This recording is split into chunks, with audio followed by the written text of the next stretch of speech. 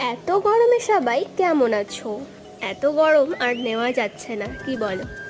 সকালে রুটি সবজি দুধ কর্নফ্লেক্স আর ভালো লাগছে না খেতে, তাই তো? আমারও ভালো লাগে না। তাই তো একটা হেলদি অ্যান্ড টেস্টি ব্রেকফাস্ট নিয়ে আজ হাজির হলাম।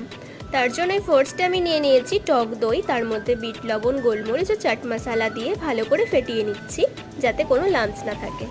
আর এখানে নিয়ে নিয়েছি কুচনো কিশমিশ, তরমুজ, আমন্ড আর অল্প একটু গুড়। গুড় নিয়েছি কারণ যারা একদম টকটা খেতে পারে না, সেই কারণে। আমি এখানে মিষ্টি একেবারেই প্রেফার করি না, টকটাই পছন্দ করি। আর আমি আগের দিন রাতে সাবুটা জলে সফট করে রেখেছিলাম, সেটাই এক বাটি ব্যবহার করলাম। তারপরে কুচনো আমন্ড, কিশমিশ, তরমুজ সব কিছু দিয়ে একটা স্পুনের মাধ্যমে নেড়ে নিলাম। তারপর ঠান্ডা ঠান্ডা বাটিতে করে সার্ভ করো আর কপাক কপ খেয়ে নাও।